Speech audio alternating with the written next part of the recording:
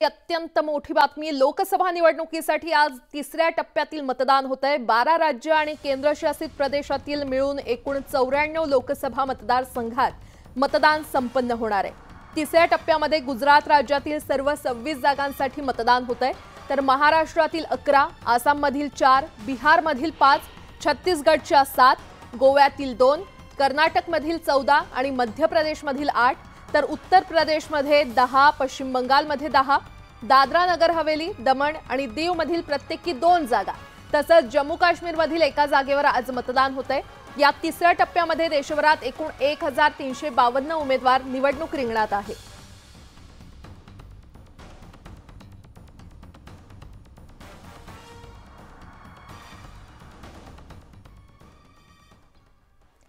तिसऱ्या टप्प्यामध्ये महाराष्ट्रातील 11 मतदारसंघात मतदान संपन्न होतंय। बारामती, हातकणंगले, कोल्हापूर, लातूर, माढा, उस्मानाबाद, रायगड, रत्नागिरी, सिंधुदुर्ग, सांगली, सातारा आणि सोलापूर या मतदारसंघामध्ये मतदान होतंय। या टप्प्यात एकूण 258 उमेदवार रिंगणात आहेत। हाय प्रोफाईल बारामतीमध्ये सर्वाधिक 38 उमेदवार असतील, तर रत्नागिरी, सिंधुदुर्गमध्ये सर्वात कमी म्हणजेच 9 उमेदवार असतील। 11 मतदारसंघात 23,036 मतदान केंद्र आहेत आणि या तिसऱ्या टप्प्यात महाराष्ट्रातील बारामती मतदारसंघातील सुप्रिया सुळे विरुद्ध सुनेत्रा पवार या लढतीकडे सगळ्यांचं लक्ष असेल, तर कोल्हापुरातील शाहू महाराज विरुद्ध संजय मंडलिक यांची देखील लढत लक्षवेधी होणार आहे।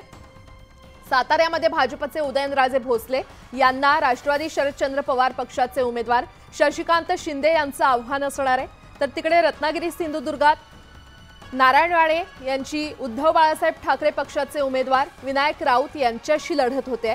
महायुतीला गेल्या वेळी जिंकलेल्या 7 तर महाविकास आघाडीला 4 जागा कायम राखण्याचं आव्हान असेल। रायगडमध्ये सुनील तटकरे यांच्यासाठी देखील ही लढत महत्त्वाची आहे।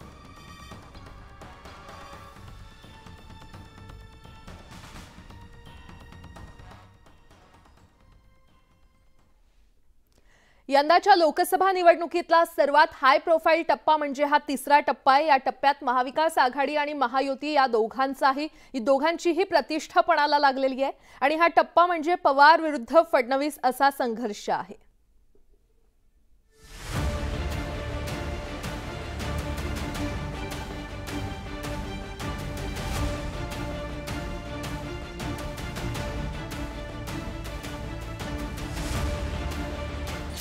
सुप्रिया सुळे, सुनेत्रा पवार, नारायण राणे, प्रणिती शिंदे, उदयनराजे भोसले। तिसऱ्या टप्प्यातले हे आहेत व्हीआयपी उमेदवार।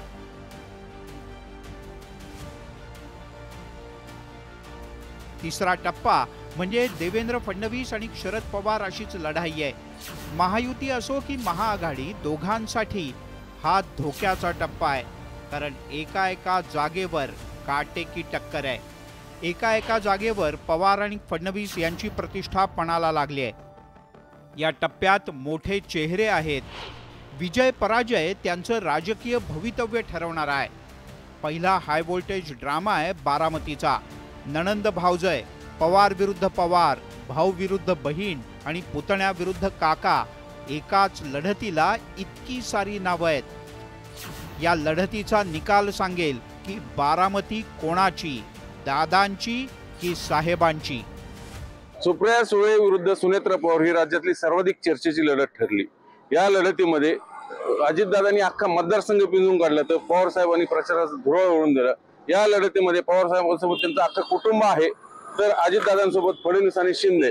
या लढतीमुळे शरद पवारांच्या घरातला वाद चव्हाट्यावरला, घरातली भांडणं सार्वजनिक झाली, पण याच लढतीतून खरे राष्ट्रवादी नेमकी कोणाची हाच निकाल बारामतीचा असेल। 2 माजी शिवसैनिक रत्नागिरी, सिंधुदुर्गमध्ये आमने सामने आहेत। नारायण राणे यांच्या उमेदवारीमुळे ही जागा प्रतिष्ठेची बनली आहे। राणेंच्या पुढे विनायक राऊत यांचं आव्हान आहे। एकासाठी विजयाच्या हॅट्रिकची संधी आहे, तर दुसऱ्याला पराजयाची हॅट्रिक टाळायची आहे। सिंधुदुर्ग लोकसभा मतदारसंघ हा अतिसंवेदनशील लोकसभा मतदारसंघ आहे आणि त्याला कारणही तसंच राजकीय आहे, कारण पक्षप्रमुख उद्धव ठाकरे विरुद्ध नारायण राणे हा राजकीय संघर्ष या लोकसभा मतदारसंघाने अनेक वेळा पाहिलेला आहे। सध्याची लढत आपण पाहू शकतो, तर ती लढत आहे महायुतीचे उमेदवार नारायण राणे विरुद्ध महाविकास आघाडीचे उमेदवार विनायक राऊत। विनायक राऊत हे इथले विद्यमान खासदार असले तरी देखील त्यांचा अनेक वेळा नारायण राणे यांच्याशी संघर्ष झालेला आहे। नारायण राणे यांना ही उमेदवारी देण्यावरून देखील अनेकदा रस्सीखेच जी आहे ती आपल्याला पाहायला मिळालेली आहे। महायुतीमध्ये उद्योगमंत्री उदय सामंत यांचे बंधू किरण सामंत हे देखील या ठिकाणी इच्छुक होते, मात्र अखेरीस भाजपने हा लोकसभा मतदारसंघ आपल्याकडे स्वतःकडे राखला आणि उमेदवारी केंद्रीय मंत्री नारायण राणे यांना दिली। माढ्याची लढत चर्चेत आली तीच उमेदवारांच्या पळवापळवीनं। मोहिते पाटील यांनी साहेबांची तुतारी हाती घेतली आणि या लढतीची चर्चा सुरू झाली। ही लढत निंबाळकर विरुद्ध मोहिते पाटील नाही तर देवेंद्र फडणवीस विरुद्ध शरद पवार अशीच रंगताना पाहायला मिळते। खरं तर माढ्याचे पहिले खासदार होण्याचा मान शरद पवारांचा। मोदी लाटेत ही शरद पवारांनी माढा राखलं, पण 2019 मध्ये मोहिते पाटलांनी पार्टी बदलली। माढा बारामतीकरांना पाडा अशा पद्धतीची मोहीम या ठिकाणी सुरू झाली आणि शरद पवारांनी माढा गमावलं। सध्या मोहिते पाटलांनी पार्टी बदललेली आहे, तर तिकडे देवेंद्र फडणवीस यांनी जानकरांना जवळ केलेलं आहे। त्यामुळे शहा कट शहाचं राजकारण या मतदारसंघामध्ये सुरू होऊन ही निवडणूक अत्यंत प्रतिष्ठेची बनलेली आहे। त्यामुळे या मतदारसंघामध्ये राष्ट्रवादी कमबॅक करणार की कमळ फुलणार हेच आता पाहणं महत्त्वाचं असणार आहे। साताऱ्यात उदयनराजे भोसले कमबॅक करणार का? तर साताऱ्यात पोटनिवडणुकीत शरद पवार यांनी स्वतः मैदानात उतरत उदयनराजे यांचा पराभव केला होता।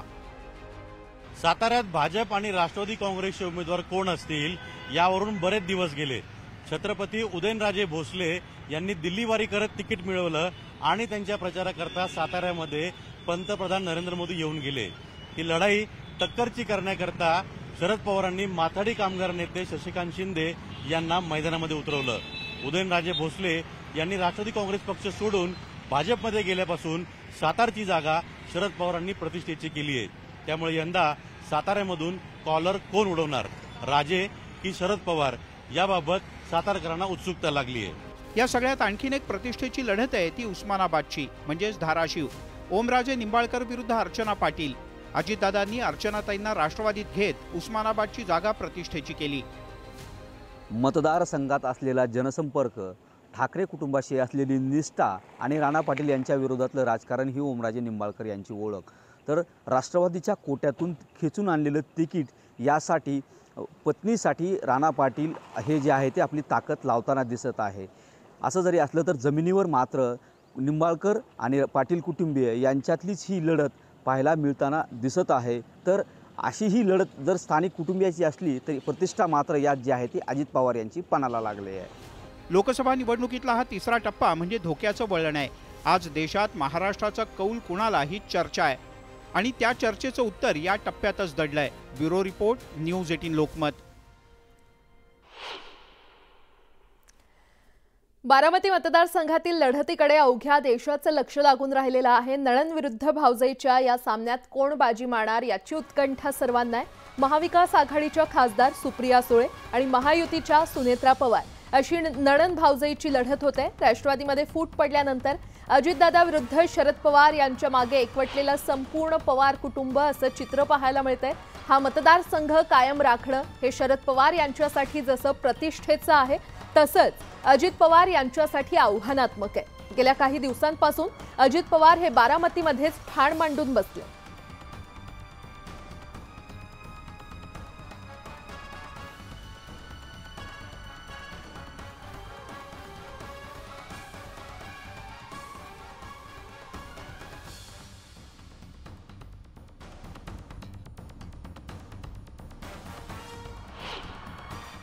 तर आज तिसऱ्या टप्प्यातील मतदान पार पडते। अगदी थोड्याच वेळात मतदानाला देखील सुरुवात होणार आहे आणि तिकडचाच आढावा घेण्यासाठी आमचे प्रतिनिधी सध्या सिद्धार्थ गोदाम, प्रणाली कापसे, तुषार उपनवर आणि वैभव सोनावणे आपल्यासोबत जोडले गेलेले आहेत। सगळ्यात आधी वैभव तुमच्याकडे येते। माढा लोकसभेची ही खरं तर लढत अत्यंत महत्त्वाची मानली जाते, प्रतिष्ठेची मानली जाते। थोड्याच वेळात आता मतदानाला देखील सुरुवात होईल, काय अपडेट? बरोबर आहे। महाराष्ट्रातली देशातली सगळ्यात गाजत असलेली निवडणूक जी आहे ती बारामतीच्या लोकसभेची आहे। एकीकडे नणंद भाऊजाईमधला हा संघर्ष दिसत असला तरी त्याच वेळेला ज्यांची राजकीय प्रतिष्ठा पणाला लागली आहे ते शरद पवार आणि अजित पवार यांच्यासाठी सुद्धा आजचा दिवस जो आहे तो महत्त्वाचा असणार आहे। आणि नेमकं राजकीय अस्तित्व जे आहे ते कुणाचं मोठं आहे, बारामती नेमकी कुणाची, या संदर्भातला निकाल आज बारामती लोकसभा मतदारसंघात घेतला जाणार आहे। 7 वाजता बरोबर मतदानाला सुरुवात होईल। त्यापूर्वी मॉक पोलिंग जे आहे ते सुरू करण्यात आलेलं आहे। साधारण 10 मिनिटं मॉक पोलिंग केलं जाईल आणि त्यानंतर मतदानाला सुरुवात होईल। राज्याचे उपमुख्यमंत्री अजित पवार जे आहेत ते सुद्धा बरोबर 7च्या ठोक्याला इथं मतदानासाठी येतील अशी माहिती जी आहे ती त्यांच्याकडून देण्यात आलेली आहे। त्याबरोबरच त्यांचे बंधू मात्र त्यांच्या सोबत नसलेले श्रीनिवास पवार जे काकांच्या बाजूने शरद पवारांच्या त्यांचंही कुटुंब इथंच मतदानाला येईल। काटेवाडी हे गंगूबाई काटे विद्यालयामध्ये हे मतदान केंद्र जे आहे ते उभारण्यात आलेले आहे। तिथे मतदानासाठी हे दोघेही जण येतील। त्यांच्या सोबत कुटुंबीय सुद्धा असतील। सुनेत्रा पवार ज्या उमेदवार आहेत त्यांचंही मतदान इथंच आहे, त्या सुद्धा इथंच मतदानासाठी येतील। याबरोबर रोहित पवार, सुप्रिया सुळे यांची वेगवेगळ्या ठिकाणी मतदान जे आहेत त्याची निंबळकमध्ये लिमटेक नावाचं जे गाव आहे त्या ठिकाणी रोहित पवार यांचं मतदान आहे, तर सुप्रिया सुळे यांचं मतदान बारामती शहरमध्ये असणार आहे। महत्वाची बाब म्हणजे लेकीसाठी वडिलांनी मुंबईमध्ये मतदान असताना ते बदलून घेऊन यंदा बारामतीमध्ये मतदान करायचं ठरवलेलं आहे। शरद पवार यांचं मतदान यापूर्वी मुंबईमध्ये होतं, ते बदलून आता त्यांनी बारामतीच्या माळेगावमध्ये मतदान जे आहे ते साधारण 8:30 वाजता करायचं ठरवलेलं आहे। त्यानुसार त्यांची नोंदणी यापूर्वीच झालेली आहे। 8:30 वाजता शरद पवार सुद्धा मतदान करतील। राजकीय दृष्ट्या किंवा महाराष्ट्राच्या राजकीय भविष्याच्या दृष्टीनं ही निवडणूक किती मोठी आहे हे समजून घ्यावं लागेल। याचं कारण राष्ट्रवादी काँग्रेस पक्ष जो आहे तो पक्ष असेल किंवा त्याच्यावरची मालकी असेल, त्याचे अध्यक्षपद असेल किंवा या पक्षाचा ताबा असेल, या सगळ्या गोष्टींसाठीचा संघर्ष हा गेल्या 8 महिन्यापूर्वी सुरू झाला। अजित पवार हे भाजपच्या सोबत गेले, मात्र शरद पवारांनी भाजपसोबत जायचं नाही असं ठरवल्यानंतर 2 शकलं जी पक्षाची पडली, त्या शकलांमधलं कुठलं खरं याबाबतचा निकाल आज बारामतीकर घेतील। तब्बल 6 विधानसभा मतदारसंघ जिथे साधारणपणे 20 लाखांपेक्षा जास्त मतदान आहे, 60% मतदान होईल असं जरी गृहीत धरलं तरी ही निवडणूक म्हणजे काटेकी टक्कर आहे। सगळ्यात महत्वाचे जे 2 विधानसभा मतदारसंघ असणार आहेत जे निकाल घेतील त्यातला एक असणार आहे तो खडकवासला आणि दुसरा असणार आहे तो भोरवेल्ला मुळशी। एकीकडे सुप्रिया सुळे यांचं प्राबल्य दिसतंय तर खडकवासला हा मतदारसंघ सुप्रिया सुळे यांच्यासाठी कायम डोकेदुखी ठरलेला आहे। गेल्या लोकसभा निवडणुकीमध्ये सुद्धा तब्बल 60,000 मतांचं डेफिशिट किंवा कमी मतं जी आहेत ती सुप्रिया सुळे यांना होती। एकंदरीतच हाय व्होल्टेज असा हा ड्रामा आहे, सगळ्यांचं लक्ष या निवडणुकीकडे लागलेलं आहे। वैभव, असेच सोबत राहा। सध्या आपण जातोय रत्नागिरी सिंधुदुर्गमध्ये भाजपचे नारायण राणे यांच्या विरुद्ध शिवसेना ठाकरे गटाचे विनायक राऊत यांच्यामध्ये थेट लढत होते आणि या संदर्भात अधिक माहिती देत आहेत आमचे प्रतिनिधी तुषार उपनवर सध्या कणकवलीतून आपल्यासोबत जोडले गेलेले आहेत। तुषार, विनायक राऊत हे गेले 2 टर्म खासदार आहेत आणि ते 2 टर्म खासदार असल्यामुळे नारायण राणे हे देखील तितक्याच ताकदीनं यावेळी मैदानात उतरलेले आहेत। मोठमोठ्या प्रचार सभा झाल्या, आरोप प्रत्यारोप झाले। आज तो दिवस आलेला आहे, मतदानाचा दिवस। कशा प्रकारे नियोजन आहे, काय अपडेट? प्राजक्त आपण जर पाहिलं असेल तर लोकसभा निवडणुकीच्या पार्श्वभूमीवरती रत्नागिरी सिंधुदुर्ग मतदारसंघ हा राज्यातला सर्वाधिक असा चर्चित मतदारसंघ आहे। रत्नागिरी सिंधुदुर्ग मतदारसंघामध्ये ही नेमकी जागा कुणाला मिळणार हितपासून ते आतापर्यंत हा मतदारसंघ चर्चित राहिल्याचं पाहायला मिळतंय। ह्या मतदारसंघामध्ये आपण जर पाहिलं असेल तर हा शिवसेनेचा बालेकिल्ला म्हणून ओळखला जातो, कारण की गेली 2 टर्म हा या ठिकाणी गड आपल्याला शिवसेनेने राखल्याचं पाहायला मिळतंय। जेव्हा शिवसेना पक्षामध्ये उभी फूट पडली, 2 पक्ष निर्माण झाले, तरीही या ठिकाणी शिवसेनेचे खासदार विनायक राऊत हे आपल्याला उद्धव बाळासाहेब ठाकरे गटासमोर आपल्याला जोडल्याचं पाहायला मिळालं होतं आणि त्यानंतर खरा संघर्ष झाला याच मतदारसंघामध्ये। रत्नागिरी सिंधुदुर्ग मतदारसंघामध्ये हा मतदारसंघ महायुतीमध्ये नेमका कुणाच्या वाटेला जाणार याकडे सर्वांचं लक्ष लागलं होतं, कारण की या मतदारसंघामधून उदय सामंत यांचे बंधू किरण सामंत हे देखील इच्छुक होते। मात्र शेवटच्या क्षणी हा मतदारसंघ भाजपाला आपल्याला मिळताना पाहायला मिळाला। भाजपामधून नारायण राणे यांना उमेदवारी मिळाली, मात्र नारायण राणे आणि उद्धव बाळासाहेब ठाकरे हा वाद हा संपूर्ण महाराष्ट्राला सर्वश्रुत असल्याचं पाहायला मिळते। त्यामुळे रत्नागिरी आणि सिंधुदुर्ग मतदारसंघामध्ये ही जी लढत होणार आहे ती नारायण राणे विरुद्ध उद्धव बाळासाहेब ठाकरे अशी लढत होणार आहे आणि ती लढत आपल्याला संपूर्ण राज्याने देखील पाहायला मिळते, कारण की स्वतः उद्धव ठाकरे 2 दिवस याच कोकणामध्ये तळ ठोकून होते, तर नारायण राणे यांच्यासाठी त्यांचे बंधू राज ठाकरे देखील मैदानामध्ये उतरल्याचं पाहायला मिळत होते। सध्या मी कणकवलीच्या पोलिंग बूथवरती आहे। आता या ठिकाणी मॉक पोलला सुरुवात देखील झालेली आहे। जवळपास सुरुवातीला 10 मिनिटं हा मॉक मॉकपोल होईल. त्यानंतर जे स्थानिक राजकीय पक्षांचे प्रतिनिधी जो आहे सदस्य आहेत ते आपल्याला स्वतः चाचपणी करताना पाहायला मिळतील. जे निवडणूक प्रेसिडिंग ऑफिसर आहेत त्यांच्याशी देखील आपण संवाद साधण्याचा प्रयत्न करणार आहोत. ही मॉकपोल देखील आपण दाखवण्याचा प्रेक्षकांना प्रयत्न करणार आहोत. आता खऱ्या अर्थाने मॉकपोलला सुरुवात झालेली आहे. न्यूज 18 लोकमतवरती तुम्ही रत्नागिरी सिंधुदुर्ग मतदारसंघातल्या मॉकपोलिंगची ही लाईव्ह दृश्य पाहू शकता. त्या ठिकाणी मॉकपोलिंगसाठी स्वतः प्रेसिडिंग ऑफिसर असतील, त्याचप्रमाणे जे स्थानिक पक्षांचे सदस्य आहेत त्यांच्यासमोरच ही मॉकपोलिंग केली जाते. आपण त्यांच्यासोबत संवाद देखील साधणार आहोत. तुम्ही स्वतः प्रेसिडिंग ऑफिसर आहात, पक्षांचे सदस्य देखील आहेत. मॉकपोल कशा प्रकारे सुरू आहे? मॉकपोल एकदम व्यवस्थितपणे चालू आहे. सकाळीच आत्ता आम्ही जे पक्षाचे प्रमुख आहेत त्यांचे प्रतिनिधी आहेत ते आलेले आहेत आणि त्यांच्यासमोर मॉकपोलची प्रक्रिया चालू झालेली आहे आणि त्यांना मतदान चालू आहे. ती प्रक्रिया कशा पद्धतीने EVMच्या माध्यमातून योग्य पद्धतीने मतदान प्रत्येक जो उमेदवार आहे त्यालाच होतं आहे हे त्यांच्यासमोर आम्ही त्यांना दाखवत आहोत. स्वतः तुम्हाला निवडणूक अधिकाऱ्यांनी मॉकपोलची प्रक्रिया दाखवली, तुम्हाला काही साशंका आहे का? तुम्ही सर्व पाहिलं का? नाही, सगळं व्यवस्थित आहे. आम्ही चेक केलं. VVPAT मशीन आणि EVMचं मशीन दोन्ही व्यवस्थित वर्क होत आहे. उत्तम प्रकारे सर्व मशीन काम करत आहे. हो. तर आपण या ठिकाणी प्राजक्ता पाहिला असेल. आपण कणकवलीतल्या पोलिंग बूथवरती होतो. आता या ठिकाणी मॉकपोलसुद्धा पूर्ण झालेले आहेत. राजकीय पक्षांचे सदस्य प्रत्येक पोलिंग बूथवरती EVM मशीन कशा प्रकारे काम करते, तांत्रिक अडचणी आहेत का नाही हे स्वतः आपल्याला निवडणूक अधिकाऱ्यांसोबत पाहायला मिळतात. निवडणूक अधिकाऱ्यांनी देखील आता त्यांच्यासमोर मॉकपोल पूर्ण केलेला आहेत. आता पुढच्या 15 मिनिटांमध्ये आपल्याला मतदानाला सुरुवात होताना पाहायला मिळणार आहे. त्यामुळे कोकणचा गड हा नारायण राणे जिंकणार की विनायक राऊत तिसऱ्यांदा विजय मिळून राखणार याकडे सर्व राज्याचं लक्ष लागलेलं आहे. प्राजक्ता.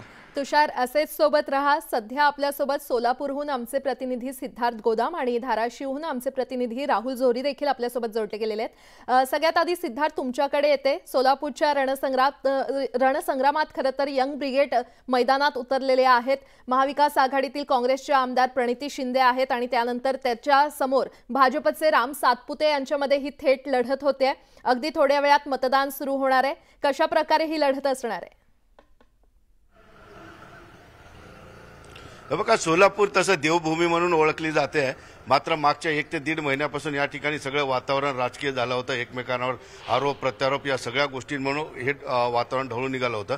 या ठिकाणी स्थानिक भाजपचे उमेदवार राम सातपुते आणि महाविकास आघाडीच्या प्रणिती शिंदे यांच्यात जरी लढत दिसत असली तर ही खऱ्या अर्थानं नरेंद्र मोदी विरुद्ध राहुल गांधी अशीच ही लढत होती. कारण या ठिकाणी दोघांच्या प्रचारासाठी दिग्गज नेते या ठिकाणी आले. केंद्रातील नेते असतील, पदाचे सर्वात मोठे नेते या ठिकाणी. राहुल गांधींनी प्रणिती शिंदेसाठी सभा घेतल्या तर दुसऱ्या बाजूनी मोदींनी सुद्धा राम सातपुतेंसाठी सभा घेतलेल्या, राज्याच्या सुद्धा नेत्यांनी या ठिकाणी सभा घेतलेल्या आहेत. सरळ लढत आहे.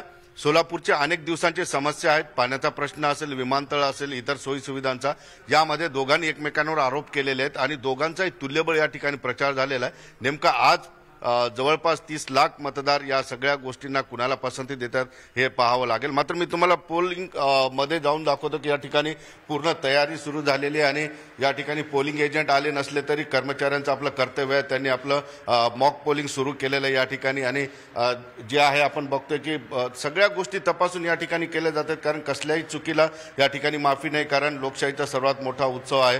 प्रत्येक गोष्ट जी आहे बारकाईने तपासली जाते. प्रत्येक गोष्ट या ठिकाणी बघून या ठिकाणी केल्या जात आहेत. दादा, काय म्हणाल एकंदरीत त्या तपासण्या वगैरे सगळ्या झाल्या? मशीन अगदी व्यवस्थित आहे. कोणतीही शंका कुशंका मनामध्ये न बाळगता सर्व जनतेने मतदान करणं हे त्यांचा हक्क आहे आणि त्यांनी हक्क बजावला पाहिजे. पण या ठिकाणी मेडिकलची सुविधा जे काय जाहीर केलं ते सगळं अगदी व्यवस्थितरित्या सगळी सोय व्यवस्थित इथं केलेली आहे. मेडिकलची सोय आहे. फर्स्ट एड बॉक्स आमच्या सोबतच दिलेला आहे.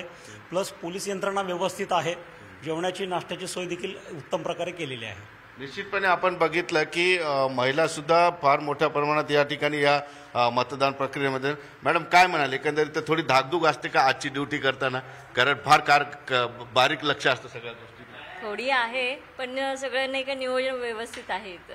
पण ट्रेनिंग वगैरे व्यवस्थित झाल्यामुळे तेवढी भीती नाही. नाही पण धाकधूक असते हो तर आहे. मशीन बंद पडेल काय नाही आहे, व्यवस्थित आहे सगळं व्यवस्थित. निश्चितपणे बघितलं प्राजक्ता आपण की सगळ्या गोष्टी व्यवस्थित आहेत या ठिकाणी आणि पूर्ण तयारी झालेली आहे. अगदी 7 वाजता मी ज्या जागृती विद्या मंदिरात आहे त्या ठिकाणी सुशीलकुमार शिंदे असतील, प्रणिती शिंदे असतील, सगळं शिंदे कुटुंब या ठिकाणी याच ठिकाणी 7 वाजता बरोबर येऊन या मतदान करणार आहे. जसं मी तुम्हाला म्हटलं की दोन्ही बाजूंनी तुल्यबळ जे आहे प्रचार झालेला आहे, दोन्ही बाजूंनी तुल्यबळ आरोप प्रत्यारोप झालेले आहेत, दोन्ही बाजूने मोठमोठ्या नेत्यांच्या सभा या ठिकाणी झालेल्या आहेत. आता सगळ्या या गोष्टींमध्ये मतदार कसा प्रतिसाद देतात, कुणाला आपलं मतदान करतील हे कुणाला कौल देत हे पाहणं महत्वाचं ठरणार आहे. सिद्धार्थ असेच सोबत राहा. सध्या आपल्यासोबत कोल्हापूरहून आमचे प्रतिनिधी ज्ञानेश्वर साळोखे देखील जोडले गेलेले आहेत.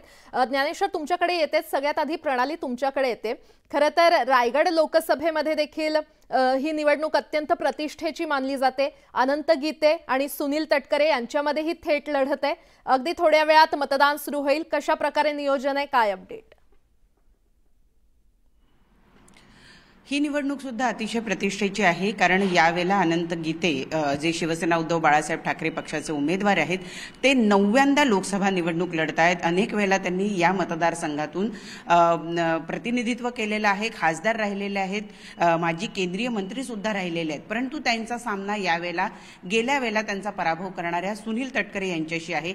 सुनील तटकरे यांच्यासाठी सुद्धा ही प्रतिष्ठेची निवडणूक यासाठी आहे कारण राष्ट्रवादीची 2 शकलं झाल्यानंतर अजित पवार यांच्या बाजूने सुनील तटकरे उभे राहिलेले आहेत. ते प्रदेशाध्यक्ष सुद्धा आहेत आणि त्यामुळे ही निवडणूक त्यांच्यासाठी सुद्धा तितकीच महत्त्वाची आहे, प्रतिष्ठेची आहे. त्यांची मुलगी अदिती तटकरे असेल, त्यांचा मुलगा असेल, हे सगळेजण या निवडणुकीमध्ये रिंगणात उतरलेले आहेत.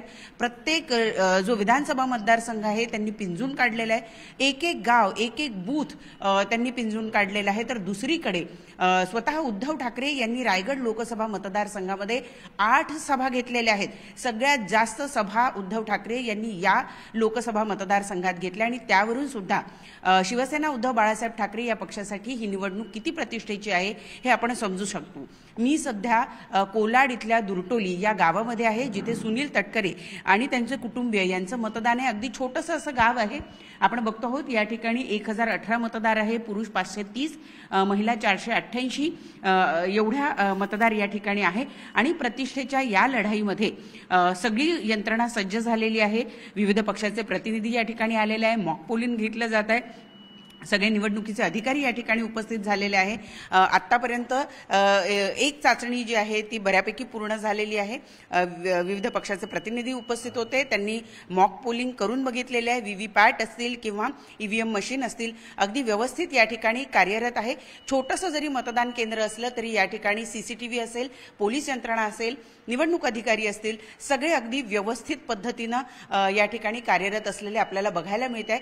त्यामुळे प्रतिष्ठेच्या या लढाईमध्ये लोक कोणाच्या बाजूने मतदान करतात, लोक कोणाच्या पारड्यामध्ये आपल्या मताचं दान टाकतात हे बघणं अतिशय महत्त्वाचं ठरणार आहे. आणि त्यासाठी लोकसभा मतदारसंघ रायगड हा नेहमीच कुठेतरी प्रवाहाच्या विरुद्ध दिशेनं वागताना बघायला मिळालाय आणि त्यामुळे सगळ्यात चुरशीची, कदाचित धक्कादायक निकाल देणारी निवडणूक ही रायगड लोकसभा मतदारसंघाची आपल्याला म्हणता येईल. प्राजक्ता.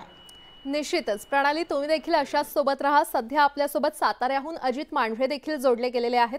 मात्र सगळ्यात आधी धाराशिवमध्ये जाऊयात. आमचे प्रतिनिधी राहुल झोरी आपल्यासोबत जोडलेत. राहुल, धाराशिव मतदारसंघात देखील हाय व्होल्टेज लढत आज आहे. महाविकास आघाडीतील शिवसेना उद्धव बाळासाहेब ठाकरे गटाचे खासदार ओमप्रकाश राजे निंबाळकर आणि महायुतीतील राष्ट्रवादी काँग्रेसच्या अर्चना पाटील यांच्यामध्ये ही चुरशीची लढत. अगदी काही वेळात मतदान सुरू होईल. काय नियोजन, काय अपडेट? अगदी प्राजक्ता, गेल्या वेळी लोकसभा निवडणुकीला उस्मानाबादचं नामकरण बदल आणि धाराशिव झालंय. मॉक पोलिंगला सुरुवात झाली आहे.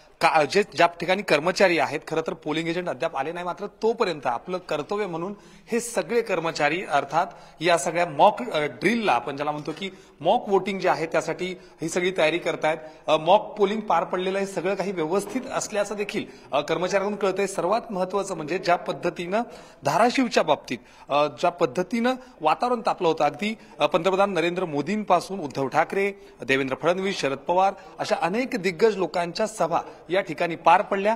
या सभेदरम्यान ज्या पद्धतीनं आरोप प्रत्यारोप आणि खास करून परंपरागत लढत जरी झाली असली तरी एकीकडे निंबाळकर घराणं, दुसऱ्या बाजूला राणा पाटील घराणं आणि याच दोन्ही घराण्यामध्ये झालेली ही लढत, अर्थात यावेळी मतदानाचा कौल नेमकं कोणाच्या पारड्यात असेल हे निश्चितच कळेल। मात्र सध्याची परिस्थिती बघितली तर गेल्या वेळी ज्या पद्धतीनं इथलं वातावरण तापलं होतं त्यापेक्षाही जास्त ओमराजे निंबाळकर विरुद्ध अर्चनाताई पाटील ही जी लढत आहे धाराशिवच्या मानानं अगदी थेटपणे केंद्रीय पातळीवर पासून ते अगदी स्थानिक पातळीवर प्रत्येक मुद्द्यानं गाजली। इतकंच नाही तर इथला मतदानाचा टक्का वाढलेला नेमकं कोणाच्या पारड्यात पडेल। ज्या बघितलं की आपण टप्प्याटप्प्यानं बघितलं तर सर्वाधिक मतदान वाढीवर जे आहे ते भाजपनं भर दिलाय। राष्ट्रवादीकडून जरी जागा मिळाली असली तरी जवळपास ही जागा भाजपसाठी देखील तितकीच प्रतिष्ठित आहे, कारण अर्चनाताई पाटील यांचे पती राणा जगजितसिंग पाटील हे भाजपचे आमदार आहेत, माजी मंत्री अनेक काळ ते या भागात राहिलेले आणि त्यामुळं संपूर्ण ताकद संपूर्ण लढत जी आहे ती अर्थातच एकमेकांसोबत फिरते। 6 पैकी 5 ठिकाणी महायुतीचे आमदार आहेत, मात्र तरी देखील ज्या पद्धतीनं ओमराजे निंबाळकर यांच्याकडून या लढतीला अटीतटीवर आणण्यात आलं त्यामुळं आता नेमकं आज दिवसभरात ह्या मतदानाचा कौल, मतदानाचं हे दान नेमकं कोणाच्या पारड्यात पडतंय हे नक्कीच 4 जूनला स्पष्ट होईल। मात्र तोपर्यंत जास्तीत जास्त मतदान कसं करता येईल, खास करून मराठवाड्यात काल अगदी बघितलं होतं 43-44 पर्यंत टेम्परेचर होतं। या संपूर्ण उन्हाच्या पाऱ्यामध्ये तापलेल्या वातावरणात आणि राजकारणात मतदार राजा मतदान केंद्रापर्यंत आणणं हे उमेदवारांसाठी त्या राजकीय पक्षांसाठी एक सगळ्यात मोठा टास्क असणार आहे। प्राजक्ता, खरं राहुल, असेच सोबत रहा। सध्या आपल्यासोबत हातकणंगलेमधून प्रशांत बाग आमचे प्रतिनिधी हे देखील जोडले गेलेले आहेत। प्रशांत, तुमच्याकडे सुद्धा येणार आहे, मात्र सगळ्यात आधी आता आपण कोल्हापुरात जाऊयात। आमचे प्रतिनिधी ज्ञानेश्वर साळोखे आपल्यासोबत आहेत। राज्याचं लक्ष लागलेल्या मतदारसंघामध्ये कोल्हापूरचा देखील समावेश आहे। ज्ञानेश्वर, शाहू महाराजांच्या विचारांचा वारसा असलेल्या या कोल्हापूर मतदारसंघातून श्रीमंत शाहू महाराज छत्रपतींना उमेदवारी जाहीर करण्यात आलेली आहे आणि तीच कोंडी खरं तर फोडण्यासाठी संजय मंडलिक यांना मैदानात उतरवण्यात आलेलं आहे। खरं आहे, कोल्हापूरची ही लढत आहे ती अत्यंत प्रतिष्ठेची समजली जाते, कारण आपणाला माहीतच आहे की ज्या पद्धतीनं प्रचाराची रणनीती या सगळ्या निवडणुकीमध्ये आखली गेली। मुख्यमंत्री एकनाथ शिंदे हे कोल्हापूरमध्ये ठाण मांडून होते, याशिवाय पंतप्रधान नरेंद्र मोदी यांच्या सभा सुद्धा झाल्या, तर दुसऱ्या बाजूला सतेज पाटील यांनी तगडी यंत्रणा आहे ते शाहू महाराज यांच्या बाजूने उभा केली होती। उद्धव ठाकरे आणि शरद पवार यांच्या सुद्धा सभा आहेत त्या महाविकास आघाडीकडून कोल्हापूरमध्ये झाल्या। अत्यंत प्रतिष्ठेने ही निवडणूक झाली, कारण एका बाजूला छत्रपती शाहू महाराज हे निवडणुकीच्या रिंगणात होते आणि त्यामुळे त्यांना प्रतिस्पर्धी म्हणून संजय मंडलिक यांना रिंगणामध्ये उतरलं होतं। एकूणच वैयक्तिक पातळीवरती सुद्धा या निवडणुकीमध्ये आरोप प्रत्यारोप आहे ते झाले होते। अगदी गादीचा वारसा सुद्धा आहे तो या निवडणुकीमध्ये काढला गेला होता आणि त्यामुळे प्रचाराचं एक रान आहे ते या निवडणुकीमध्ये पेटलं होतं आणि त्यामुळे या निवडणुकीमध्ये कोण बाजी मारणार याकडे सगळ्यांचं लक्ष लागून राहिलेलं आहे। सध्या आहे ते आपण या ठिकाणी मतदान केंद्रावरती आहोत आणि मतदानाला आता काही वेळातच सुरुवात होणार आहे। त्यापूर्वीची पूर्वतयारी आहे ते मतदान केंद्रावरती झाल्याचं पाहायला मिळते। 2156 केंद्रावरती आहे ते कोल्हापूरमध्ये आज मतदान प्रक्रिया पार पडणार आहे। मान गादीला द्यायचं की मत मोदीला द्यायचं हा जो निर्णय ठरवण्याची आज कोल्हापूरकरांना संधी या निवडणुकीनं दिलेली आहे आणि त्यामुळे कोल्हापूरकर कौल कुणाच्या बाजूने देतात हे सुद्धा पाहणं महत्त्वाचं आहे। मात्र एकूणच पाहायला गेलं तर प्रशासनाची आता जय्यत तयारी झालेली आहे। उन्हाची तीव्रता आहे त्यामुळे लवकरात लवकर जास्तीत जास्त संख्येनं मतदार आहेत ते मतदान केंद्रापर्यंत आणण्यासाठी ज्या राजकीय पक्षांचे कार्यकर्ते आता आहेत ते कामाला लागलेले आहेत। याशिवाय प्रशासनानं सुद्धा मताचा आकडा आहे ते वाढवण्याच्या दृष्टीनं आहे ते पावलं टाकलेले आहे। अनेक केंद्रावरती आहे ते त्या गावची वैशिष्ट्य आहे ते प्रशासनानं उभा केलेले आहेत। एकूणच पाहायला गेलं तर प्रशासकीय यंत्रणा आता सज्ज झालेली आहे आणि निवडणुकीसाठी जी प्रतिष्ठा मुख्यमंत्री एकनाथ शिंदे यांच्यासह सतेज पाटील आणि इतरांची जी प्रतिष्ठा पणाला लागलेली आहे त्यामुळे आता कोल्हापूरकर या ईव्हीएम मशीनच्या द्वारे कुणाला कौल देतात हेच आता पाहणं महत्त्वाचं असणार आहे। प्राजक्ता, निश्चितच आज कोल्हापूरकर आता कुणाला कौल देतात हे पाहणं महत्त्वाचं ठरणार आहे। ज्ञानेश्वर, असेच सोबत रहा। सध्या आपण चाललोय साताऱ्यामध्ये महायुतीचे भाजपचे उमेदवार छत्रपती शिवरायांचे वारस उदयनराजे भोसले आणि महाविकास आघाडीतील शशिकांत शिंदे यांच्यामध्ये थेट लढत होते आणि साताऱ्यातूनच आमचे प्रतिनिधी अजित मांढरे सध्या आपल्यासोबत जोडले गेलेले आहेत। अजित, अगदी थोड्याच वेळात मतदानाला सुरुवात होणार आहे, काय अपडेट? मध्ये मतदानाला थोड्याच वेळा सुरुवात होणार आहे आणि यापूर्वी या म्हणजे माझ्या मागे जी अनंत इंग्लिश स्कूल आहे या स्कूलमध्ये छत्रपती उदयनराजे भोसले हे या मतदान केंद्रावरती सहपरिवार येतील आणि मतदान करतील। ही मतदान प्रक्रिया जी आहे ती साधारणपणे 7 वाजता सुरू होईल, पण तत्पूर्वी सर्व जे निवडणूक कर्मचारी आहेत त्यांनी मतदानापूर्वी जी मशीन आहे त्याची चाचणी करून त्या ठिकाणी जी मतदान होईल किंवा मतदानापूर्वी जी चाचणी केली जाते त्यामध्ये ज्या परीक्षा पार केल्या जाव्या असं त्या ठिकाणी जे नॉर्म्स असतात त्यानुसार त्यांनी पूर्णपणे चाचणी केली आहे। कारण का ज्या मशीन ती शेवटी ते एक यंत्र आहे, त्यामध्ये कधीही बिघाड येऊ शकतो, पण ते बिघाड आला आहे की नाही यापूर्वी म्हणजे मतदानामध्ये कुठेही बाधा येऊ नये याकरता ही संपूर्ण प्रक्रिया जी आहे ती पार पाडली जाते। थोड्याच वेळा मतदानाला सुरुवात होईल। इथे महिला पोलीस कर्मचारी देखील आहेत आणि जी संपूर्ण चाचणी जी आहे ती चाचणी पूर्ण झाली असून आता साधारणपणे अर्ध्या तासामध्ये इथून मतदान जे आहे ते सुरू होईल। या ठिकाणी छत्रपती उदयनराजे भोसले जे आहेत हे इथे येऊन सहपरिवार मतदान करतील। आपल्याला माहिती आहे की सातारा लोकसभा मतदारसंघ हा अत्यंत प्रतिष्ठेचा आणि अटीतटीच्या लढतीचा झालेला आहे। कारण का उदयनराजे भोसले यांनी या ठिकाणी भाजपमधून तिकीट मिळवलेली आहे, दिल्लीवारी त्यांनी केली होती आणि त्यानंतर त्यांच्या प्रचारार्थ या सातारा लोकसभेमध्ये स्वतः पंतप्रधान नरेंद्र मोदी आले होते। त्याचबरोबरीनं देवेंद्र फडणवीस असतील, मुख्यमंत्री असतील, अनेक महायुतीचे केंद्रातले राज्यातले मंत्री असतील, सर्वजण आले होते। तर शरद पवार एकाकी या ठिकाणी लढत त्यांनी दिलेली आहे। यामुळे नेमकं मत कोणाच्या पार्ट्यात जातं हे 4 जूनला स्पष्ट होईल। पण मोदींनी जी कराडामध्ये सभा घेतलेली आहे असं सांगितलं तर कराड दक्षिण आणि उत्तर जो भाग आहे त्यामध्ये महायुतीला पोषक वातावरण नव्हतं आणि त्यामुळे त्या ठिकाणी नरेंद्र मोदी यांची सभा घेतली गेली। त्यामुळे तिथं कशा रीतीनं मतदान होतंय का तो भाग जो आहे तो उदयनराजे भोसले यांना लीड देऊन जातो का हे देखील पाहावं लागेल। पण या संपूर्ण रणधुमाळीमध्ये आरोप प्रत्यारोप झाले, मिमिक्री झाल्या, काही उमेदवार जे आहेत ते रडले देखील आणि त्यानंतर त्यांची पुन्हा मिमिक्री केली गेली। घोटाळ्याचे देखील आरोप केले गेले, खालच्या पातळीवरचे आरोप केले गेले। काही आमदारांनी शरद पवार यांच्यावरती जोरदार टीका केली, त्यांनी देखील त्याला प्रत्युत्तर दिलेलं आहे। सातारा हा भाग लक्षात घेतला तर हा उदयनराजे भोसले यांचा व्यक्तिगत बालेकिल्ला आहे, त्यामुळे इथून त्यांना जास्त मतदान होईल यात काही शंकाच नाही। पण वाई असेल, कोरेगाव असेल, जावळी आहे, त्यानंतर पाटण आहे, कराड आहे, हे संपूर्ण भाग जे आहेत या भागामध्ये उदयनराजे भोसले यांना किती मतदान होतं आणि ते कशा रीतीने होतं का शशिकांत शिंदे त्या ठिकाणी बाजी मारून जातात हे देखील पाहावं लागेल। पण तत्पूर्वी या संपूर्ण जे मतदान आहे या मतदानाकरता सुरुवात झालेली आहे। 18 लाखांपेक्षा जास्त मतदार जे आहेत ते यावेळी मतदान करणार आहेत। जवळपास 1 लाखाच्या आसपास नवीन मतदार आहे जो पहिल्यांदा मतदान करेल आणि विशेष करून या सातारा लोकसभा तुमच्याकडून देखील वेळोवेळी अपडेट घेत राहू। तुर्तास असेच सोबत रहा। आता थेट आपण हातकणंगले मध्ये जाणार आहोत। आमचे प्रतिनिधी प्रशांत बाग देखील आपल्यासोबत जोडले गेलेले आहेत। प्रशांत, हातकणंगलेमध्ये आज तिहेरी लढत, आज त्यांचं भवितव्य मतपेटीमध्ये बंद होणार आहे। अगदी थोड्याच वेळात मतदानाला सुरुवात होते, काय अपडेट? खरंय प्राजक्ता, आजचा दिवस हातकणंगले मतदारसंघासाठी अत्यंत महत्त्वाचा मानला जातोय। अर्थात लोकसभा निवडणुकीचा हा 3रा टप्पा। आपल्याला माहिती की खरं तर कोल्हापूरचा किंवा पश्चिम महाराष्ट्राचा हा जो भाग आहे, कोल्हापूर आणखीन सांगली या 2 जिल्ह्यातले 6 विधानसभा मतदारसंघ हे हातकणंगलेमध्ये येतात। अनेक नेत्यांची प्रतिष्ठा पणाला लागली आहे। आपल्याला माहिती आहे की विद्यमान खासदार धैर्यशील माने यंदा शिवसेना अर्थात धनुष्यबाण निशाणीवर उमेदवार म्हणून जरी निवडणुकीच्या रिंगणात असले तरीही त्यांच्या प्रचारासाठी अनेक दिग्गज नेत्यांनी सभा घेतल्या। म्हणजे पंतप्रधान नरेंद्र मोदी यांची कोल्हापुरात झालेली सभा ही कोल्हापूर आणि हातकणंगले या दोन्ही मतदारसंघासाठी महत्त्वाची मानली जाते। योगी असो म्हणजे योगी आदित्यनाथ असो, नितीन गडकरी असो, आणखीन याचबरोबर महाविकास आघाडीसाठी सुद्धा दिग्गज नेत्यांनी घेतलेल्या सातत्याने सभा आणि उद्धव ठाकरे यांनीही घेतलेल्या सभा या अत्यंत लक्षणीय ठरल्या होत्या आणि मानल्या जातात। आपल्याला माहिती आहे की शिवसेना उद्धव बाळासाहेब ठाकरे गटाकडनं सत्यजित पाटील सुरडकर हे निवडणुकीच्या रिंगणात आहे। धैर्यशील माने आणि सत्यजित पाटील सुरडकर या दोघांमध्ये अत्यंत टशन मानली जाते। पण या सगळ्या विषयामध्ये फक्त या 2 उमेदवारांमध्येच टशन आहे का? तर नाही. या दोघांच्या भांडणात कदाचित तिसऱ्याचा लाभ होऊ शकतो, म्हणून माजी खासदार स्वाभिमानी पक्षाचे राजू शेट्टी जे आहेत ते सुद्धा बाजी मारतील की काय अशा प्रकारची चर्चा समोर येते.